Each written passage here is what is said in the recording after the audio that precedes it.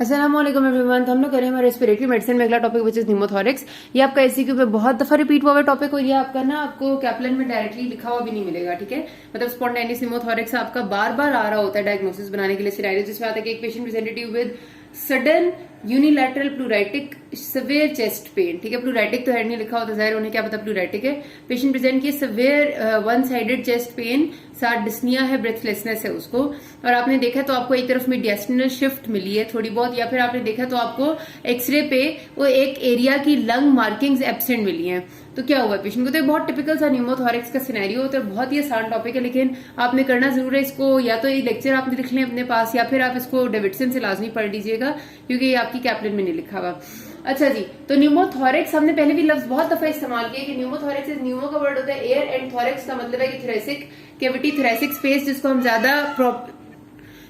Appropriately हम इस्तेमाल करते हैं फॉर द प्लूरल कैविटी, ठीक है। आपको पता है कि ये हमारे पास लंग्स है और लंग्स को इनकेस किया हुआ एक प्लूरल कैविटी, और प्लूरल कैविटी ये वाली है, ठीक है। ऐसे करके प्लूरल कैविटी के अंदर पड़ेगा। मतलब प्लूरल कैविटी अगर इसको मैं इनलार्ज करके बताऊं तो इसकी एक होती है बाहर की लेयर जिसको हम कहते हैं पैराइटल प्लूरा, एक होती है इसकी अंदर की लेयर जिसको हम कहते हैं विस्ट्रल प्लूरा, और इसके दरमियान में होती है प्लूरल स्पेस, ठीक है। अब हमारे पास इस प्लूरल स्पेस में अगर एयर की एंट्री हो जाए, एक्सेसिव एयर की एंट्री हो जाए, तो जाहिर सी बात है कि अगर इतनी सी स्पेस में जो नॉर्मली बिल्कुल ही थिन सी स्पेस है, मतलब कुछ भी नहीं है, नजर भी नहीं आती, अगर इसमें एयर एंटर हो जाएगी तो ये स्पेस बड़ी होती जाएगी तो अंदर से लंग बेचारा छोटा होता जाएगा, कोलैप्स करता जाएगा, और क्या होगा कि हमारे पास आखिरकार ये लंग अंदर से इतना रह जाएगा और ये सारी की सारी स्पेस में एयर भर जाएगी। इस कंडीशन को हम कहते हैं pneumothorax. Pneumothorax means air in the pleural cavity, ठीक है। अब हमारे पास इसकी क्या क्या वजह होती है उसके हिसाब से हमने इसको क्लासिफाई किया हुआ है। एक होता है स्पॉन्टेनियस न्यूमोथोरिक्स। स्पॉन्टेनियस ही ज्यादा कॉमन है, और स्पॉन्टेनियस का मतलब है कि खुद ब खुद विदाउट एनी नोन कॉज, मतलब हमें नहीं पता था कि ऐसा हो जाएगा और अचानक से हो जाता है, ठीक है। तो स्पॉन्टेनियस का वर्ड ये है ना कि अचानक से हो जाना, without any some known cause, या फिर नोन, जैसे अब हमें पता है कि स्मोकर्स के जैसे कुछ लोग होते हैं जिनका एस्थमा के पेशेंट्स हैं, उनको पता है कि जब जब वो एलर्जन से एक्सपोज होंगे उनको एस्थमेटिक सिम्टम्स आएंगे। जो सीओपीडी के पेशेंट्स होते हैं उनको पता होता है कि यार हम ज्यादा एक्सरसाइज करेंगे तो हमें ब्रेथलेसनेस हो जाएगी। ये कंडीशन एकदम अचानक से डेवलप हो जाती है, बहुत शदीद किस्म का एयर एंट्री की वजह से पेन हो जाता है आपको चेस्ट में।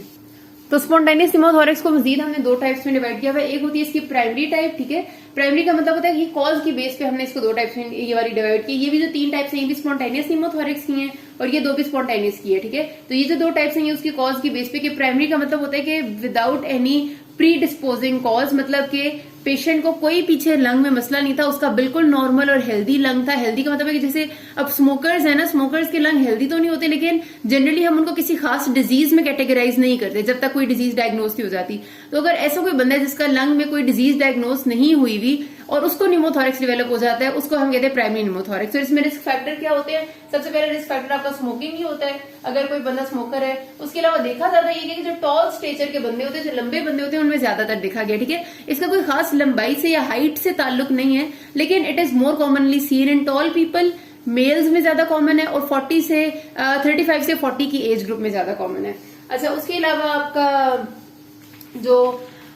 टॉल है, मेल है, एंड देन आपका अगर कोई प्लूरल ब्लेब्स प्रेजेंट है। आपको पता है कि कई बार ऐसा होता है, ये नॉर्मल लंग है ना, नॉर्मल लंग के पास एयर के ना छोटे छोटे से ऐसे पैकेट्स बनने लग जाते हैं, और वो प्लूरल कैविटी के बिल्कुल करीब होते हैं, उनको कहते हैं प्लूरल ब्लेब्स, और वो एपिकल पोर्शन में होते हैं ज्यादा, मतलब एपेक्स ऑफ द लंग है ना ये, इसके करीब छोटे छोटे सी एयर की कलेक्शन बनने लग जाती है नियर द प्लूरल, उसको प्लूरल ब्लेब्स कहते हैं। कभी कभार क्या होता है कि ऐसा कोई ब्लेब ना आपका बड़ा मिलके एयर, प्लूरल ब्लेब्स का मतलब होता है कि आपकी समझ लें कि एल्विलाई में ना एयर कलेक्शंस होती हैं, ठीक है। अब अगर ये कभी बड़ा हो जाए और ये रप्चर हो जाए, और रप्चर होकर ये प्लूरल कैविटी में रप्चर हो जाए, तो आपके पास स्पॉन्टेनियस न्यूमोथोरिक्स हो सकता है, ठीक है। सेकेंडरी का मतलब होता है कि किसी प्री डिस्पोजिंग, मतलब आपकी पहले से कोई प्री डिस्पोजिंग कॉज तो नहीं थी, स्पॉन्टेनियस न्यूमोथोरिक्स में कोई भी कॉज तो नहीं होती, लेकिन सेकेंडरी में होता है कि पहले से पेशेंट को कोई लंग में डिजीज चल रही थी, जैसे कोई एस्थमा है, कोई सीओपीडी है, कोई उसको ब्रोंकाइटिस है, या कोई भी डिजीज है, उसको सिस्टिक फाइब्रोसिस है, कैंसर है, कोई डिजीज लंग में थी, और उस डिजीज की वजह से या तो उसको निमोनिया था और एब्सेस बनी हुई थी, और एब्सेस रप्चर होकर चली गई आपके प्लूरल कैविटी में, या फिर उसको कोई और मसला था, मतलब कोई मसला था जो कि चल रहा था और उसकी वजह से उसको न्यूमोथोरिक्स हो गया। होता तो जाहिर है हमेशा अचानक ही, इस वजह से हम उसको स्पॉन्टेनियस कहते हैं, लेकिन कोई प्री डिस्पोजिंग कॉज है। ट्रोमेटिक का मतलब होता है, जो दूसरी बड़ी क्लासिफिकेशन है, कि आपका स्पॉन्टेनियस नहीं हुआ, आप या तो उसको पेशेंट को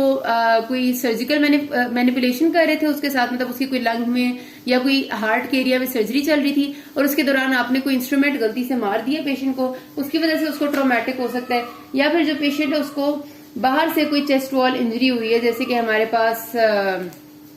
बुलेट गन शॉट वुंड वगैरह हो सकते हैं। होता ये भी इसमें भी अचानक ये निमोथोरेक्स, ये नहीं कि इसमें कोई देर देर से होता है, आराम आराम से होता है, लेकिन इसमें हमें कॉज का काफी हद तक पता होता है कि क्यों हुआ है। ठीक है, जाहिर सर्जरी करते हुए हुआ तो हमें पता है हमने किया है, गन शॉट वुंड की वजह से हुआ है, बाहर से गोली लगी है, बाहर से किसी ने छुरा मार दिया है, तो उसका भी हमें नजर आ रहा है कि क्यों हुआ है। ठीक है, इसलिए हमने इसको स्पॉन्टेनियस में नहीं लिखा। अच्छा, जो दूसरी क्लासिफिकेशन है स्पॉन्टेनियस निमोथोरेक्स की, वो है डिपेंडिंग अपॉन कि उसका अंदर एयर एंट्री किस तरह की है। ये बहुत ज्यादा इंपॉर्टेंट क्लासिफिकेशन है।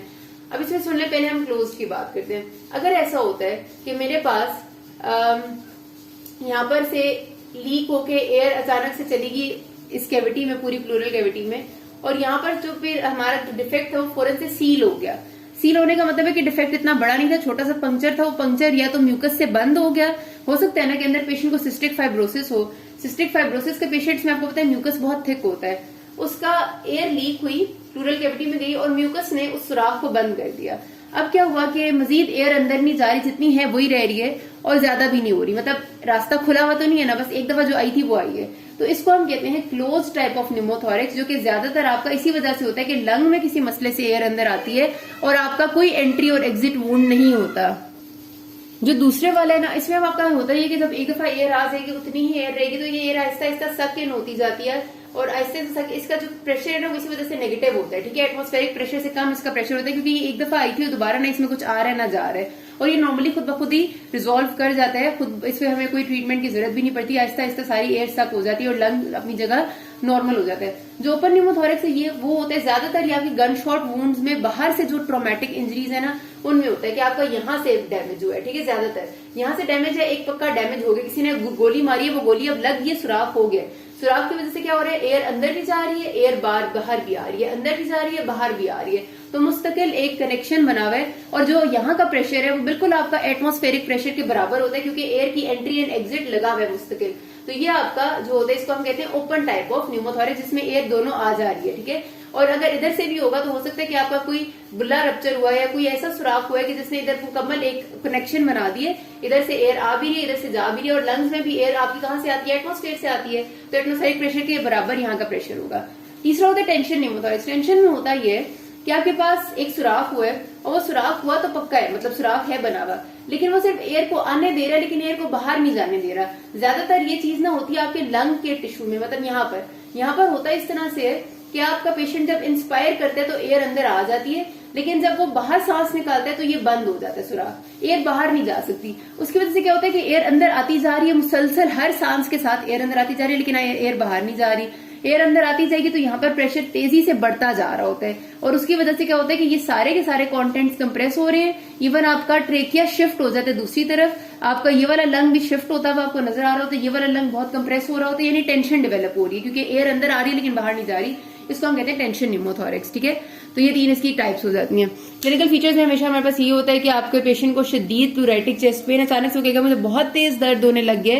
एक साइड पे चेस्ट पे, और उसके साथ उसको ब्रेथलेसनेस और डिस्निया होगा। अब आप अगर जब एग्जामिनेशन करेंगे ना, अगर छोटा सा न्यूमोथोरेक्स होता है तो नॉर्मली सब कुछ नॉर्मल होता है, लेकिन अगर ज्यादा होगा तो आप खुद सोचें कि ये वाला जो लंग का एरिया यहाँ पर आप जब सुनेंगे तो यहाँ पर आपका पेशेंट सांस तो ले ही नहीं रहा इस जगह पर से, यहाँ तो लंग नहीं है ना, तो आपको इस जगह पर ब्रेथ साउंड नहीं सुनाई देगी। आप ऑस्कल्टेट करेंगे, ब्रेथ साउंड एब्सेंट, आप इधर ऑस्कल्टेट करेंगे, ब्रेथ साउंड एब्सेंट, इधर करेंगे, ब्रेथ साउंड एब्सेंट, तो ब्रेथ साउंड्स एब्सेंट मिलती हैं आपको। आप परकशन करेंगे ऐसे करके तो आपको पता चलेगा कि नोट तो रेजोनेंट है, जहां जहां पर हवा होती है वहां हमेशा परकशन का नोट रेजोनेंट होता है, जहां पर फ्लूइड होता है वहां डल होता है। तो अब इसका मतलब यह कि पेशेंट को निमोनिया भी नहीं है, पेशेंट को कोई ऐसी डिजीज भी नहीं है जहां पर डलनेस आई हुई है, कोई एब्सेस भी नहीं है तो है हवा ये, लेकिन ब्रेथ साउंड्स नहीं है। तो ये एक आपका डायग्नोस्टिक क्राइटेरिया होता है कि एब्सेंट ब्रेथ साउंड्स होना, यानी कि आपको ब्रीदिंग की आवाज नहीं आ रही, लेकिन जो आपका परकशन का नोट है वो रेजोनेंट है, जैसे होना चाहिए। नॉर्मली भी रेजोनेंट ही होता है क्योंकि लंग में हवा ही होती है। तो इसका कॉम्बिनेशन जो है वो हमें डायग्नोस्टिक होता है कि दिस इज न्यूमोथोरेक्स, ठीक है, ये आपने याद रखना है। इन्वेस्टिगेशन में हम चेस्ट एक्सरे कराएंगे, चेस्ट एक्सरे में आपने बड़े ध्यान से देखना होता है। आपको ना नॉर्मल चेस्ट एक्सरे में हमेशा लंग मार्किंग्स मिलती हैं, मतलब ये कि आपको ब्लैक एयर तो सारी नजर आएगी और ऐसे लगेगा कि लंग का टिश्यू है, बीच में आपको कुछ ना कुछ एल्वुलर मार्किंग्स और इस तरह की चीजें नजर आती है। जहां पर आपका ये हुआ होता है ना, मैं आपको तस्वीर भी दिखाती हूँ न्यूमोथोरेक्स, सपोज इतने से एरिया में मेरा न्यूमोथोरेक्स हुआ है, ये मेरा लंग टिश्यू है, आपको इतना सा एरिया भी ब्लैक मिलेगा, ये भी ब्लैक ही मिलेगा, लेकिन यहाँ सारे में आपको लंग मार्किंग्स मिलेंगी, मतलब थोड़ा थोड़ा व्हाइट सा एरिया, ब्रोंकाई ब्रोंकियोल्स का शेडो, ये बिल्कुल ब्लैक होगा, पक्का ब्लैक, कोई लंग मार्किंग नहीं होगी। तो आपको इस तरह से पता चलता है कि किस तरह से आपका चेस्ट एक्सरे भी समझ आता है, सीटी स्कैन की हमें इतनी जरूरत नहीं पड़ती। अच्छा,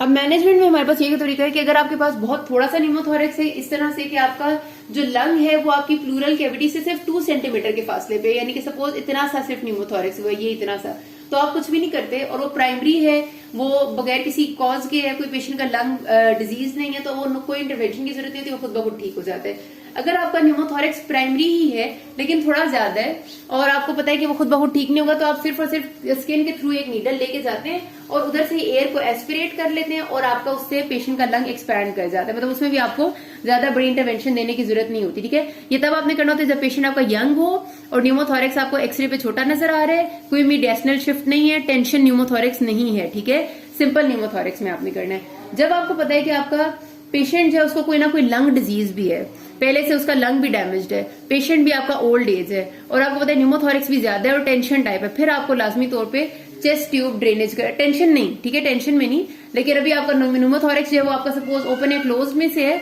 ओल्ड एज पेशेंट है और लंग भी डिजीज है, तो फिर आप उसमें चेस्ट ट्यूब डालते हैं और ड्रेन करते हैं। चेस्ट ट्यूब डालते हैं आप 3rd, 4th या 5th इंटरकॉस्टल स्पेस में डालनी होती है और डालते हैं आप बिल्कुल मिड एक्सिलरी लाइन में, यानी साइड ऑफ द चेस्ट पे, ठीक है, आपकी जो है ना एक्सिला वाली जगह, उस जगह पर आपने 3rd, 4th और 5th इंटरकॉस्टल स्पेस में इस जगह पर चेस्ट ट्यूब डालनी होती है और वो आप डाल के रख देते हैं और वो चेस्ट ट्यूब जो है वो एक वाटर के एरिया में डली हुई होती है दूसरी तरफ, ठीक है, यहाँ पर से डली ना, और यहाँ पर एक पानी सा होता है एक कंटेनर में, जब तक हवा आती रहेगी ना उस पानी में तो बबल्स बनते रहेंगे। हवा कहाँ से आएगी? आपके चेस्ट से आएगी, ठीक है, तो बबल्स बनना जब बंद होते हैं वो हमें इंडिकेट करते हैं कि सारी एयर रिमूव हो गई है, ठीक है, तो आपने चेस्ट ट्यूब डालनी है। जब टेंशन न्यूमोथोरेक्स है ना पेशेंट को, तो वो इमरजेंसी होती है, उसमें सबसे पहले आपने एक ब्लंट कैनुला लेना है और फौरन पर स्किन से इंसर्ट करना है और एयर को रिलीज करना है, मतलब एयर को सक करना है ताकि पेशेंट का प्रेशर रिलीज हो, और उसके बाद आपने चेस्ट ट्यूब डालनी है। डालनी चेस्ट ट्यूब भी होती है, फिर चेस्ट ट्यूब को आपने देखना होता है कि वो किस तरह कब तक बबलिंग उसमें हो रही है। बबलिंग मैंने आपको बता दिया, जाहिर है जितनी अरसे तक हवा निकलती रहेगी नीचे वाला पानी में बबल बनते रहेंगे, बबल बनना बंद हो जाएंगे इसका मतलब ठीक है। नॉर्मली 1-2 दिन में बबल बनना बंद हो जाने चाहिए, अगर 5 से 7 दिन यानी एक हफ्ता गुजर गया बबल्स बनना बंद नहीं हो रहे, इसका मतलब है कि पेशेंट को सर्जरी की जरूरत है। उसका आप चेस्ट खोलेंगे और खोल के देखेंगे कि क्या प्रॉब्लम है और उसको सर्जिकली ठीक करेंगे। कई बार ऐसा होता है कि आप साथ पेशेंट को ऑक्सीजन देते हैं ना, आपने चेस्ट ट्यूब डाली है और साथ उसको आप ऑक्सीजन दे देते हैं, तो उससे पेशेंट की चेस्ट ट्यूब जो एयर की रिमूवल है वो जल्दी हो जाती है, तो ये थोड़ा सा आपको फायदा देती है, इससे मैंने साथ लिख दिया है। आपने एक बात ध्यान में रखनी है कि जब तक पेशेंट ट्रीटमेंट के दौरान होती है और ट्रीटमेंट के बाद भी उनको आपने कहना होता है कि वो अपना ना तो ज्यादा हाई ऑल्टीट्यूड पे जाएंगे और ना ही वो डाइविंग करेंगे, क्योंकि प्रेशर चेंजेस आपके लंग को दोबारा इंसल्ट कर सकते हैं, ठीक है। यहाँ पर बात खत्म करते हैं, किसी कोई मसला हो कि लास्ट में। Thank you.